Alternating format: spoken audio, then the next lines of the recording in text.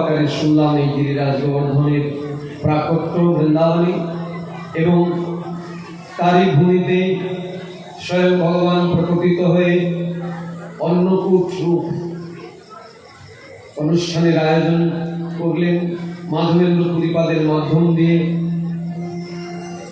আমরা সেই অন্নকূটের কৃপা লাভ করলাম। গৌড়ীয় বৈষ্ণবগণ এই তিথিকে সম্মান দিয়ে থাকেন। এই বিশেষ তিথিতে এমন একটি তিথি, যে তিথিতে ভগবানের উদ্দেশ্যে যে যা কিছু দেবে সেটি ভগবান গ্রহণ করবেন। এটি ভগবান আমাদের আজকে আশ্বস্ত করে বলছেন। আমরা সাধারণত জানি ভগবানকে যদি কোনো কিছু দিতে হয়, অর্থাৎ ভগবানকে যদি কোনো কিছু রান্না করে ভোগ দিতে হয়, তাহলে সেই ব্যক্তিকে অবশ্যই সদাচার পালন করতে হয়। সেই ব্যক্তি অবশ্যই তাহার আহার শুদ্ধি রাখতে হয়। একজন অমেধ্য কুমেধ্য আহারী ব্যক্তি তিনি ভগবানকে দেবেন না এমন কথা নয়, তিনিও দেবেন, কিন্তু শাস্ত্র বলছে যে ভগবানকে কোনো কিছু নিবেদন করবার পূর্বে তাকে সম্পূর্ণভাবে সদাচারী হতে হবে। বিশেষ করে তার মধ্যে প্রধান জায়গাটাই হচ্ছে আহার শুদ্ধি।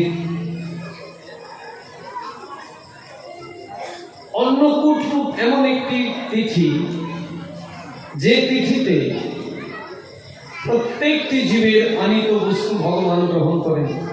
প্রত্যেকটি মনুষ্য যে আহার শুদ্ধ করতে পারেননি, এখন যিনি সম্পূর্ণ সদাচার গ্রহণ করতে পারেননি, ইচ্ছা আছে মনে, পুরোটা নেই। পুরোটা থাকলে তো অবশ্যই তার পরিবর্তন হবে।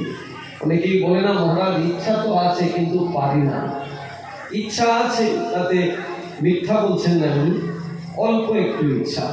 যদি এই ইচ্ছাটা সত্যিকার মন থেকে হয়, তাহলে তো অবশ্যই তিনি সদাচার পালন করবেন। যখন তার মনের মধ্যে এই বাসনা আসবে যে আমি গোবিন্দের সেবা করবো, আর গোবিন্দের সেবা করতে গেলে তো সদাচার পালন করতে হবে, আমাকে সত্যিকার অর্থে আহার শুদ্ধি করতে হবে, অবশ্যই তিনি আহার শুদ্ধ করবেন। অন্নকূট মহোৎসবের একটি বিশেষ দিক হচ্ছে এই তিথিতে আমরা যারা এখন আহার শুদ্ধ করতে পারিনি, অমেধ্য কুমেধ্য আহার করছি, মাছ মাংস সবকিছুই খাই, আমরাও যদি শুদ্ধতা নিয়ে ভগবানের উদ্দেশ্যে ভগবানের জন্য কোনো কিছু তৈরি করি এবং অত্যন্ত আরতি দিয়ে প্রেমাশ্রু দিয়ে ভগবানের কাছে নিবেদন করি, তাহলে আমার দেয়া বস্তু ভগবান সেদিন গ্রহণ করবেন। এটি অন্নকূটের একটি বিশেষ দিক। আগামী 5ই নভেম্বর এই অন্নকূট উৎসব, গিরিরাজ গোবর্ধনের আবির্ভাব তিথি, যে তিথিতে মাধবেন্দ্র পুরীপাদের মাধ্যম দিয়ে অন্নকূট উৎসব হয়েছিল, যেটি আজও গৌড়ীয় বৈষ্ণবগণ পালন করে থাকেন। ভক্তবৃন্দ,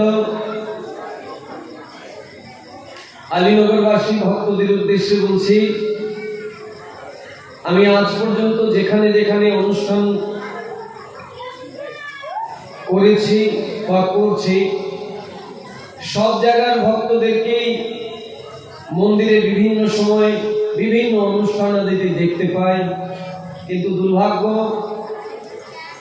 যেখানে আপনাদের ভালোবাসাটা আমার আগে দরকার ছিল পাওয়া, আপনাদের ভালোবাসাটা সেইভাবে আমি এখনো পাইনি। মন্দিরে বিভিন্ন সময় যে অনুষ্ঠানগুলো হয়, কোনো অনুষ্ঠানেই আপনাদের দর্শন মিলে না। আপনারা হয়তো ভাবতে পারেন যে নিমন্ত্রণ তো পাই না। ভগবানের উদ্দেশ্যে কোনো অনুষ্ঠানে নিমন্ত্রণের আশা করাটাও পাপের মধ্যে গণ্য। বাড়িতে যদি কোনো অনুষ্ঠান হয়, অন্নপ্রাশন, বিয়ে বাড়ি, শ্রাদ্ধ বাসর, সেখানে নিমন্ত্রণের অপেক্ষা রয়েছে। কিন্তু যদি কোথাও শুনি কোনো না কোনো ভাবে পবন দেবতা আমার কানে এনে দিয়েছে, জেনেছি যে অমুক জায়গায় একটি মহোৎসব হচ্ছে, অযাচিত সেখানে যেতে হবে। সেখানে কার পূজা হচ্ছে না ভগবানই, এই মহোৎসবটা হচ্ছে ভগবানকে ঘিরে। এখানেও যদি আমি নিমন্ত্রণের অপেক্ষা করি, আলীনগর বাগানে 7 দিন ব্যাপী ভাগবত যজ্ঞের আয়োজন হয়েছে। এখন যদি আশপাশের বাগানরা মনে করে যে আমাদেরকে তো নিমন্ত্রণ করেনি, আমরা কেন যাব, তাহলে এটা ভগবানকে ভালোবাসা দেখানো হলো না। বরং যখনই শুনতে পেলাম যে এখানে 7 দিন ব্যাপী ভাগবত হচ্ছে, আশেপাশে আমরা যারাই আছি আপন তাগিতে মনের গতিতে ছুটে চলে আসবো এখানে, তখনই আমি প্রমাণ দেব যে আমি ভগবানকে ভালোবাসি, আমি ভগবানের কথাকে ভালোবাসি, আমি কারণ নিমন্ত্রণের অপেক্ষা করি না।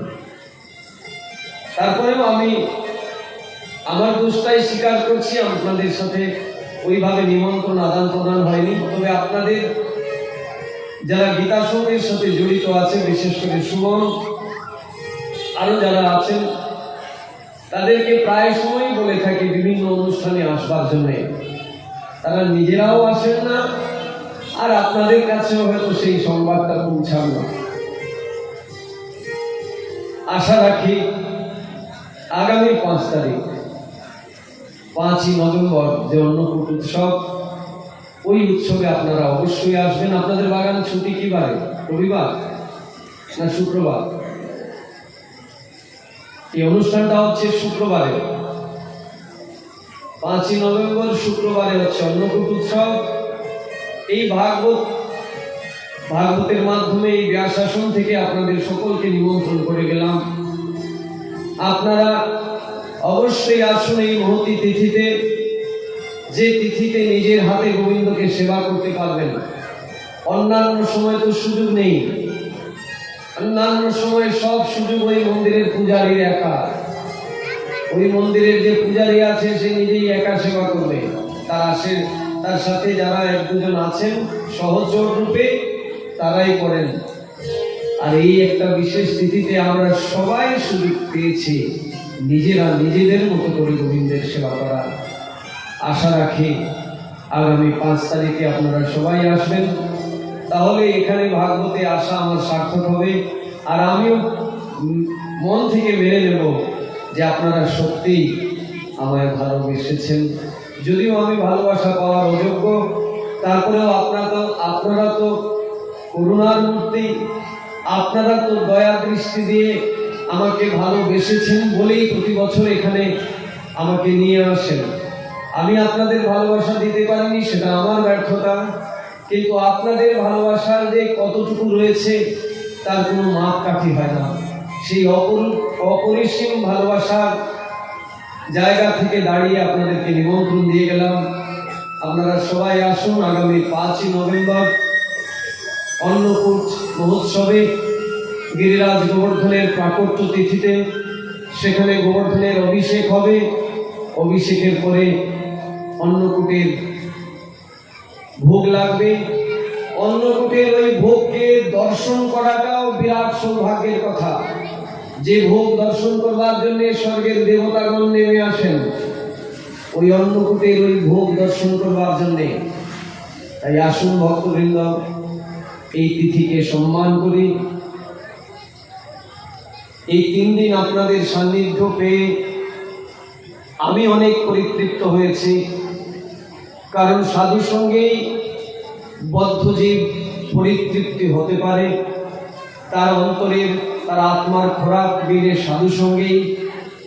আজকে আপনাদেরকে এখান থেকে কথার মাধ্যম দিয়ে আজকে কথা বিশ্রাম হবে। আমার 3 দিবস ব্যাপী, 3য় দিবস ব্যাপী কথার আজকে বিশ্রাম হয়ে যাবে। কালকে আর এখানে ইচ্ছে থাকলেও আপনাদের দর্শন পাবো না। আপনারা সবাই কালকে অবশ্যই আসবেন, কালকে তো মহোৎসব হবে এখানে।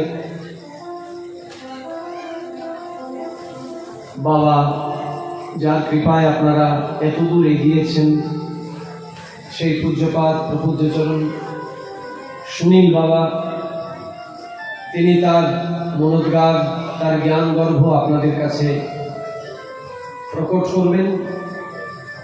তাই আজকে কথাকে বিশ্রাম রাখতে হবে ভক্তবৃন্দ। কালকে বলেছিলাম যে মা বাবার বিষয়ে প্রশ্ন এসেছিল যে মাতা পিতার সেবা কি করে সন্তান করবে, সন্তানের কি কর্তব্য মাতা পিতার সেবার প্রতি, এবং মাতা পিতারও সন্তানের প্রতি কি কর্তব্য রয়েছে। যদিও রাত অনেক হয়ে গেল, তার মধ্যে ভজন করারও আবার একটা চিঠি এসছে। সব মিলিয়ে আমরা শুধু এইটুকু নিয়ে যাই যে মাতা পিতা হচ্ছে আমাদের প্রথম গুরু, যার মাধ্যম দিয়ে আমরা এই জগতে এসেছি। যদিও ভগবান এনেছেন, ভগবান আমাদের এনেছেন, তিনি আমাদের আসল পিতা, আসল মাতা। তমেব মাতা চ পিতা তমেব তমেব বন্ধুশ্চ সখা তমেব, গান্ধারী স্তুতি করেছিলেন ভগবানের। ভগবানকে বলছিলেন, হে প্রভু, তুমি আমার মা, তুমি আমার বাবা, তুমি আমার বন্ধু, তুমি আমার সখা। আর কত নামে তোমায় আমি বলবো বলো? সর্বং মম দেব দেব। এই জগতের যা কিছু সব কিছুই তুমি হও। যদিও ভগবান আমাদের মাতা, ভগবান আমাদের পিতা, তারপরেও এই জড় জগতে যে আমরা এসেছি একজন মায়ের মাধ্যম দিয়ে, একজন পিতার অনুরোষে। সেই মাতা পিতার প্রতি আমাদের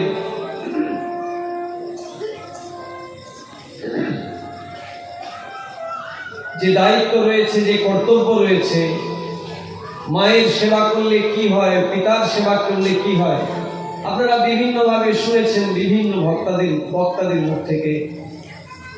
বাবার সেবা করলে শ্রীমদ্ ভাগবত বলছে, যদি কোনো সন্তান তার পিতার সেবা করে,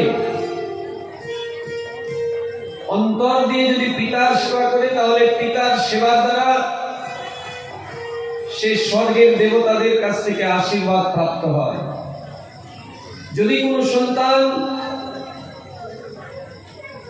কায় মনোভাবে তার মাতা পিতার সেবা করে, পিতার সেবা করে, তাহলে পিতার সেবার দ্বারা স্বর্গের সমস্ত দেবতারা তার প্রতি সন্তুষ্ট হন এবং সেই সন্তানের প্রতি আশীর্বাদ বর্ষণ করেন। আর যদি কোনো সন্তান তার মায়ের সেবা করে, তাহলে ওই মায়ের সেবার দ্বারা স্বয়ং গোবিন্দ সন্তুষ্ট হন। বৈকুণ্ঠ থেকে স্বয়ং নারায়ণ সেই সন্তানকে আশীর্বাদ করেন। এত বড় কৃপা মাতা পিতার সেবার মধ্যে রয়েছে লুকিয়ে। কিন্তু আমরা কজন মাতা পিতার সেবা করি বলুন? মাতা পিতার ঋণ থেকে কখনো আমরা মুক্ত হতে পারবো? বিশেষ করে মায়ের ঋণ থেকে।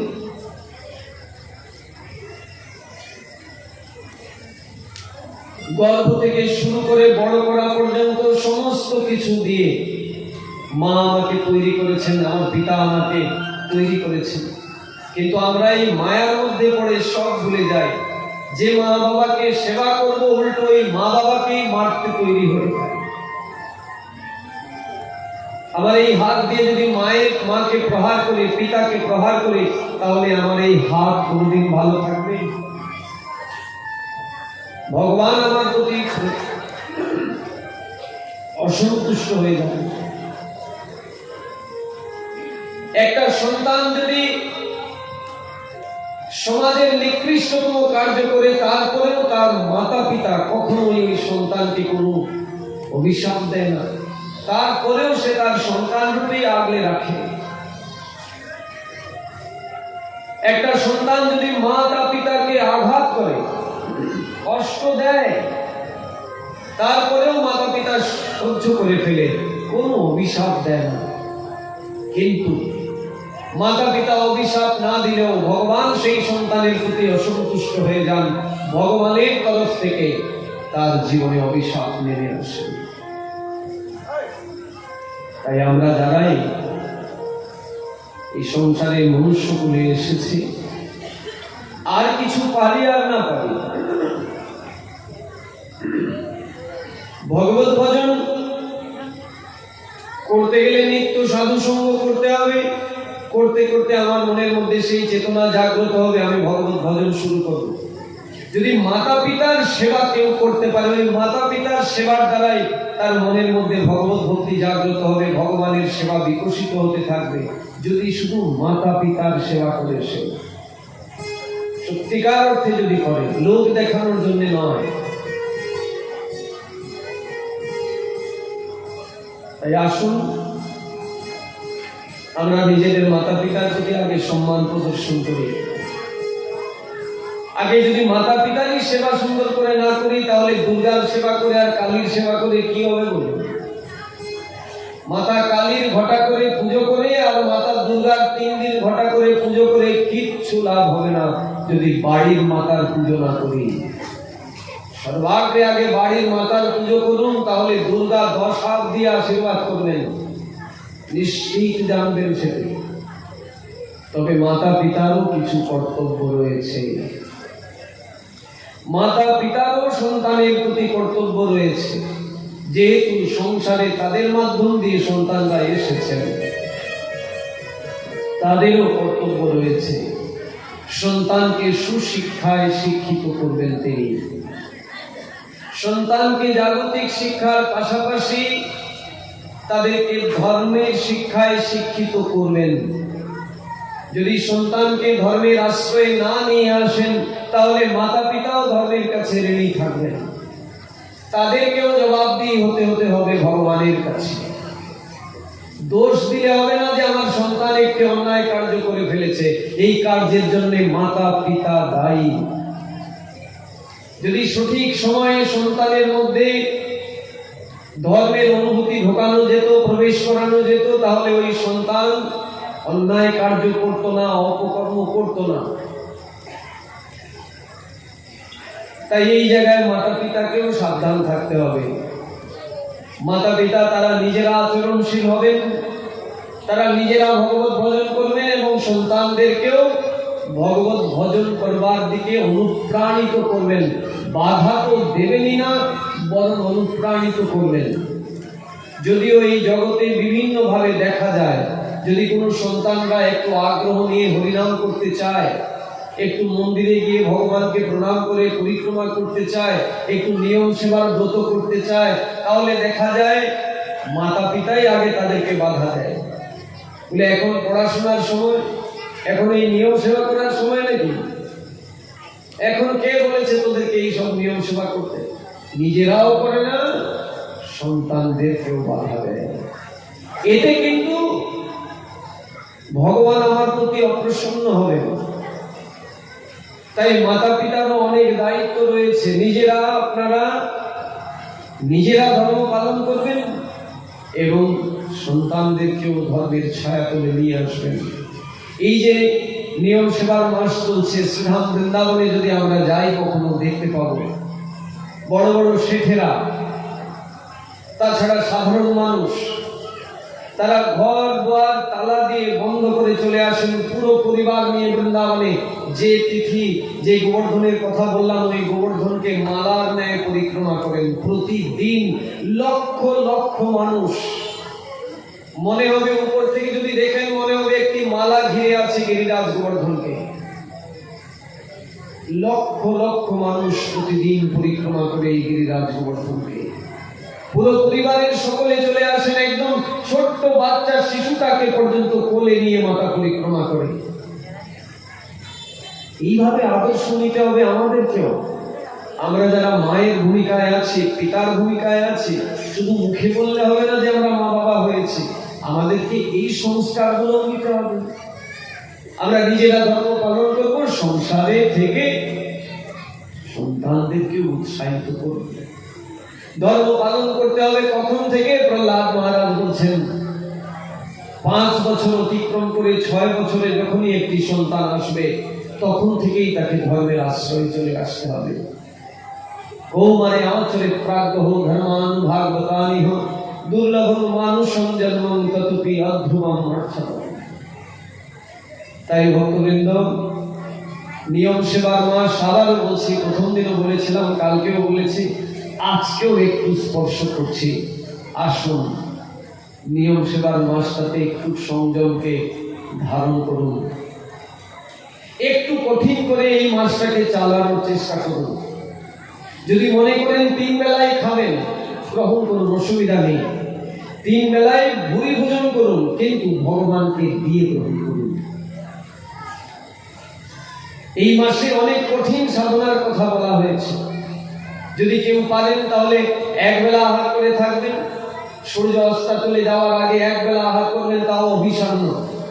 যদি পারেন শুধু ফল খেয়ে থাকবেন, যদি আরেকটু শক্তি তার মধ্যে থাকে শুধু জল খেয়ে কাটাবেন।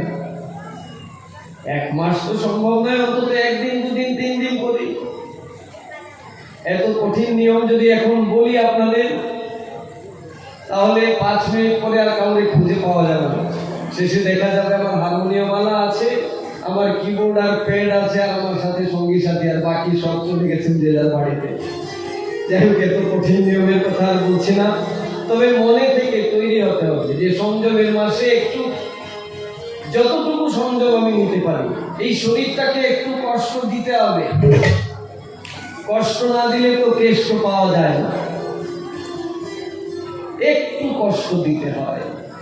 পুরাকালে ঋষিরা দিনের পর দিন, বছরের পর বছর না খেয়ে তপস্যা করেছেন।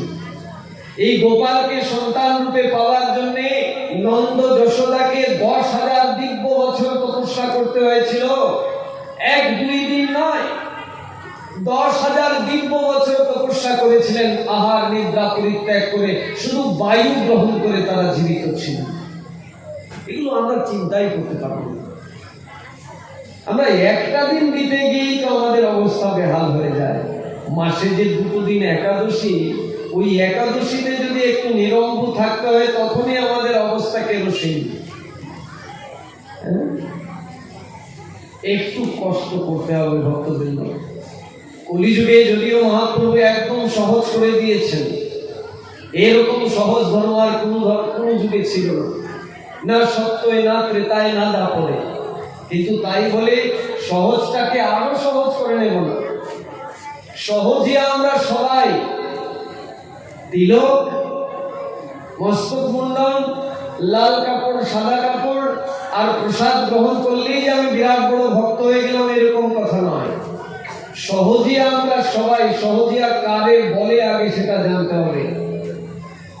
ধর্মকে সহজ করে নিয়ে নেওয়ার নামই সহজিয়া। যে গৌড়ীয় মঠের শিষ্য আমি, ইসকনের শিষ্য আমি বলে আমি শুদ্ধ সম্প্রদায়ের একজন, আর বাকি যারা আছেন গোস্বামীদের দীক্ষিত কিংবা বাবাজিদের দীক্ষিত, তারা সব সহজিয়া। এটা তো আমার একটি সম্প্রদায়কে হাইলাইট করার জন্য এই কথা আমরা বলছি। আমি নিজেকে শ্রেষ্ঠ এটা বোঝাতে চাই সকলকে, যে আমি শ্রেষ্ঠ আর বাদ বাকি যারা তারা সব সহজিয়া। আমিও সহজিয়া, যদি আমি ধর্মটাকে সহজ করে নিই, যতই তিলক করি আর যাই কিছু করি না কেন। হরিভক্তি বিলাসে সনাতন গোস্বামী পাদ বলছেন, 5,000 বছর আগের ইতিহাসের কথা আমরা শুনছি না, আমরা 500 বছর আগের কথা শুনছি। হরিভক্তি বিলাসে সনাতন গোস্বামী পাদ বলছেন কিভাবে নিয়ম সেবা ব্রত পালন করতে হবে। একটু খুলে দেখলেই সব মীমাংসা পাবেন। আমি যদি বলি তাহলে আপনাদের কষ্ট লেগে যাবে, তাই সনাতন গোস্বামীর মুখ থেকেই দেখুন, বাড়িতে গিয়ে পড়ুন হরিভক্তি বিলাস শুনে। কি কি সবজি গ্রহণ করা যাবে না? পটল খাওয়া যাবে না, সিম, বরবটি, গাজর, কলম শাক, বেগুন, পানিলাউ, মাসকলাই ডাল, এইগুলো যদিও নিরামিষের মধ্যে গণ্য, তথাপিও এই 4টি মাস, শ্রাবণ, ভাদ্র, আশ্বিন, কার্তিক, এই 4টি মাস এগুলো গ্রহণ করতে নেই। যারা অন্তত পারছেন না 1টি মাস বর্জন করবেন এই নিয়ম সেবার মাসে। কার্তিক মাসে কোনোভাবেই এগুলো গ্রহণ করা যাবে না। যারা 3 বেলায় প্রসাদ পাচ্ছেন ভগবানকে দিয়ে, তাদের উদ্দেশ্যে বলছি, আপনারা এই সবজিগুলোকে বর্জন করুন। পটল, লাউ, গাজর, সিম, বরবটি ইত্যাদি সবজিগুলোকে বাদ দিয়ে বাকিগুলো ভগবানকে দিয়ে গ্রহণ করুন। আজকে দীপদান হবে এখানে, আপনারা সবাই নিজের হাতে ব্যাসদেবকে দীপ দেখাবেন। ব্যাসদেব মানেই ভগবান, ভগবানকে নিয়েই। ব্যাসদেব হচ্ছেন ভগবানের সত্তাদেশ অবতার। ব্যাসদেবের আসনে কে বসেন? স্বয়ং ভাগবত বসে থাকেন। এই ভাগবতকে আপনারা নিজের হাতে এই কার্তিক মাসে আজকে দীপ দেখাবেন, সেই ব্যবস্থা করেছেন আলীনগর এই গীতা সঙ্গের ভক্তরা। কিন্তু খেয়াল রাখবেন, ভক্তি দেখাতে গিয়ে যেন আবার আরেকজনের ক্ষতি না করে ফেলেন। দীপ দেখাতে গিয়ে আরেকজন মায়ের যদি চুল পুড়িয়ে নেন, তাইলে তো আবার সমস্যা। তাই খেয়াল রাখতে হবে, আমি দীপ দেখাতে সময় যেন কারোর গায়ে গিয়ে আঘাত না লাগে, কারোর গালে লেগে আবার ফুসকা না পড়ে যায়, কারোর চুলে লেগে গিয়ে চুল না পুড়ে যায়। তাই যে যে জায়গায় দাঁড়িয়ে বসে আছেন ওইখান থেকেই নিজেরা আরতি করবেন ভাগবতের। আরতি করে ওই দীপটা আপনাদের কাছেই রেখে দেবেন। গীতা সঙ্গের ভক্তরা তারা এসে আপনাদের কাছ থেকে নিয়ে যাবে। আপনাদের হুড়োহুড়ি করে এখানেও আসতে হবে। আমরা যে কোনো সেবা করব, সেই সেবার মধ্যে প্রীতি থাকতে হবে। সেই সেবাটা লোক দেখানোর জন্য নয়। তাই ভক্তবৃন্দ, আপনারা সেই সুযোগ আজকে পাবেন। সবাই নিজেদের হাতে এখান থেকে দীপ দেখিয়ে গোবিন্দকে, দীপের দ্বারা গোবিন্দের আনন্দ বর্ধন করবেন।